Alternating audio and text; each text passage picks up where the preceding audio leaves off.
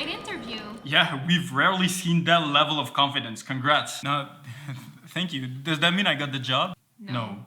But why? You just don't have enough experience. And I see here, you're not even done with your degree. But this is an intro. Get out. Get out. Get out. If you've ever experienced this, you're not alone. Take a look at these job postings from the 1950s. At that time, advertising jobs in journals were very expensive, so notice how short and sweet they were. Bigger companies with more budgets could afford to have a one-pager like this one. But one thing stays consistent throughout these job ads. Have you noticed? The experience required is pretty non-existent. Compare them to job postings today. They get longer and longer and ask for more and more experience to such an extent that entry-level jobs now require years of experience. But wait, that's not like 1 or 2 job postings that ask those crazy requirements. No, I'm talking about 61% according to a study made by software firm Talent Work, where they analyzed more than 95,000 job postings. That didn't go unnoticed. Spend only 2 minutes on Reddit job channels and see how outraged people are. I was in their shoes a couple of years ago, and trust me, finding ways to apply to these entry-level jobs is no easy task, especially when most blogs tell you to simply not get discouraged. So today, in this video, I want to dive deeper into the issue that became a real problem for new graduates or people trying to change careers. I want to show why job postings ask for so much and explore, is there a way to bypass these fancy requirements to land an interview? To find an answer, we first need to understand how did we come to this? Even before job postings were invented. Humans throughout history always needed to work. Everyone needed an occupation to stay busy and alive. Take the Stone Age, for example. Your job mainly depended on your gender and physical capability. If you were a man, you would likely went hunting, and if you were a woman, you were gathering berries and leaves. In the early civilization, it no longer depended on your gender, but your family. If you were born a farmer, then you became a farmer. If you were born a potter, then you became a potter. Societies were a lot smaller and they all relied on each other more than today, so there was never a shortage of jobs. You either helped your parents and then became what your parents were, or you were trained by a mentor, and then you got his job when he died. Remember that people were not living that many years back in the days.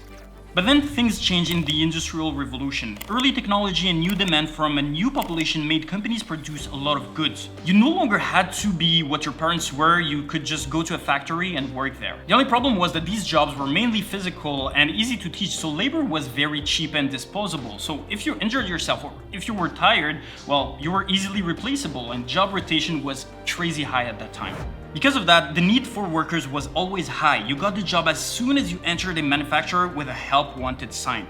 So up until this point, interviews were rarely needed and people got jobs quite easily. That's because up until this point, people were either working with their parents, like I said, or working easy jobs in factories. In the 1900s, however, that was no longer possible. Companies had grown so much from the Industrial Revolution that they needed more and more specialized workers. These specialized workers were very hard to find, so companies had no choice but to rely on newly founded recruitment agencies through job ads in newspaper. For the first time, workers could apply to jobs remotely. But from that point, the experience of job seekers only went downhill up until today. Sending out resumes by mail was time-consuming and, more importantly, costly, so job seekers were very limited in how many jobs they could apply for, and changing jobs became a complicated process. That's why when you got a job at that time, you kept it for 20, 30, or 40 years, a trend that stayed quite a while up until not long ago. It just stopped when the internet became a thing. In fact, the internet disrupted the job market forever. I think today is the best and worst possible time to be a job seeker. Now it's easier than ever to apply to jobs. Websites now let you upload your resume and wait for recruiters to call you. One-click applications are popping up on every job search website. As a result, you can now apply to hundreds of jobs in less than 15 minutes, boosting your chance to get at least one interview, which is awesome for us job seekers. But for companies, It was a nightmare. Companies became flooded with applications, and I'll stop you there. You might want to say that it's good because they can choose the very best, but no. With many applicants, it just becomes impossible to pinpoint the right candidate for your company. Most applications sent online nowadays are of very poor quality. People apply to jobs they don't qualify for most of the time. And I'm not talking about you like missing 2 or 3 bullet points in a job posting. No, I'm talking about high school dropouts applying to be neurosurgeon. Okay, I exaggerated a little bit, I give it to you, but you know what I mean. It was just very difficult for companies to, like I said, pinpoint the right candidates for their company, and so they needed a solution. And the easiest solution was to increase requirements. They started by asking for more degrees, from high school diplomas to bachelor's to master's and then PhDs. But that too wasn't the best solution. More and more people got degrees up until today, where companies started not giving a damn about degrees. As you may know, US college enrollment started dropping a couple of years ago and hit an all-time low this year.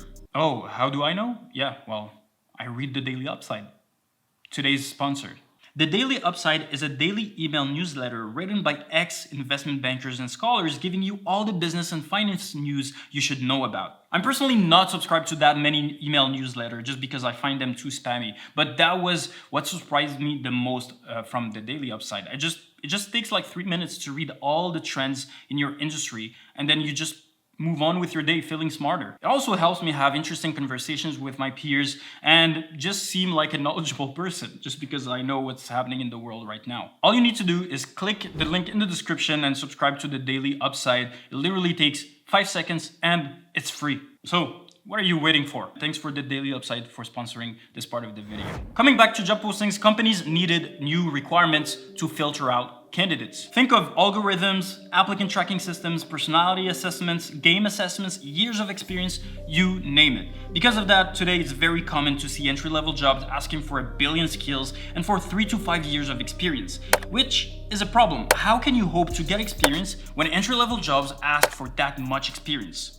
I personally had no answer to this question for many years up until like 6 months ago, where I had to write a job posting for my company, where I demystified a lot of preconceived ideas I had about job postings. For example, I thought job postings were the exact representation of what companies wanted.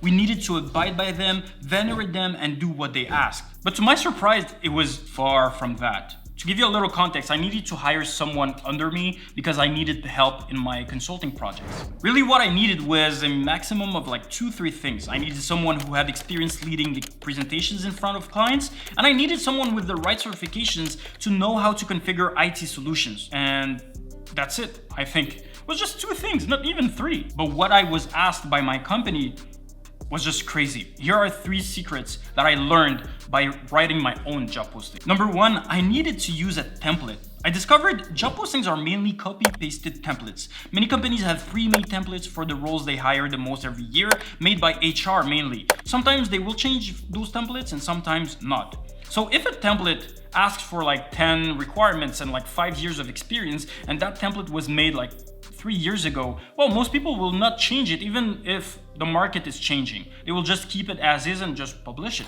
Number 2, I got inspiration from competitors. I was new at writing new job postings, so I had to take a peek at like other people's job postings. So if the competitor is asking for 3 years of experience, well, you need to ask for 3 years of experience, because what if you get like lower quality people at your company? Like, you want to compete, so you need better people than the competition, right? And number 3, I realized job postings were more of a wish list than actual requirements.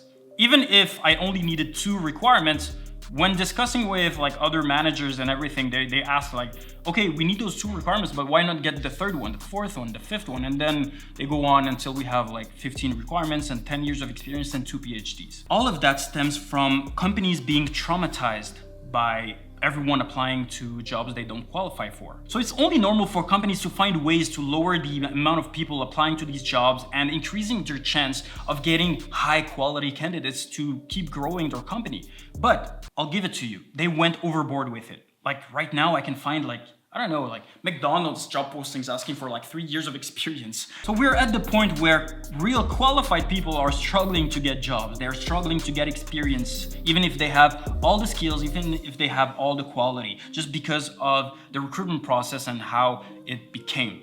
If you're one of them, okay, then hear me out. Apply anyway. I have been coaching dozens of people this past year, and most of my clients get jobs that had crazy job postings. Take Sash, for example, who graduated not long ago, got a job at FedEx, worked there for 1.5 years, then got his dream job at Nike, which originally asked for 4 years of experience. How is that possible? Many people, including HR at companies, have this assumption. If you have many years of experience in the field, then you must be good at what you do, which is so untrue. You could be in the same field for 20 years and still be a newbie if you didn't take the actual steps to become better. Experience comes from deliberate practice, always seeking to do better, always learning from your mistakes and wanting to achieve more. Many people with 2 years of experience are as qualified than other people with 5 or 10 years of experience. So if you don't have the years of experience that job postings ask, but you still feel deep inside that if they give you a chance, you can do the job, then hear me out. Use what I call proof of work. For example, I had 2 years of experience at PwC as a junior consultant before moving on to DXC, where I was almost an advisor. The job I was doing at DXC literally required 4 to 5 years of experience, but I used proof of work to get in anyway. Instead of just mentioning what you can do, mentioning your skills, show them. In my field, it meant presentations and IT configurations, so I created a document with many of my configurations, showing I knew what I was doing and the potential I had to do the same at DXC. I showed them previous presentations I had done, and I gave them tangible examples of my experience. All that helped DXC and the recruiters there trust me and trust my skills to just give me a chance and try the job, and that worked quite well. Another example is a friend of mine. He's a software developer and he was applying to coding jobs, right? I think this industry understood what proof of work really means.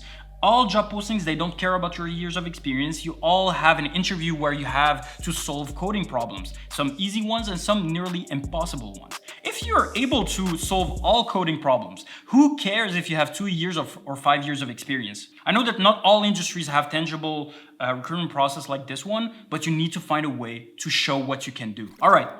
But what if you really don't have the experience? Like you see a job posting, you really want to work there, you really want that job, but you know deep down that you don't have the skills yet. If you're in the process of changing careers or upgrading your career, but you feel that you don't have the skills yet to apply to your dream job, then don't apply. Don't apply to that job posting. But don't give up on the opportunity either. The problem nowadays is that people are looking for jobs when they are supposed to look for careers. A job is a stop station. A career is a path. If where you want to go is that job posting that asks for 5 years of experience, then allow yourself to make 1 or 2 stops in jobs that will give you the necessary skills to go after what you want later on. So now that you know the history of job postings, how we came to this point where entry-level jobs ask for 5 years of experience, then here's what you need to do. Apply to job postings if you fulfill at least 60 to 70% of job requirements. Remember, companies are tired of having low-quality applicants. So if you fulfill most of the requirements, then you can use proof of work to get yourself into the company. And number 2, as I mentioned, use proof of work. Whether it's during your interview or before or when you reach out to a recruiter or an HR manager, use proof of work, documents, previous presentations. Think about what your company needs and then show it to them. Show that you can do the job. With these 2 strategies, I'm 100% sure that you can have the best possible career. What you should do next is watch this video where I lay out my exact job search strategy to double the amount of interviews you get. And if you have 0 interviews, then it's like 0, but you know what I mean. You will get more interviews if you watch this video and if you understand my job search strategy. So watch it and then tell me what you think below. I'll talk to you soon. Ciao.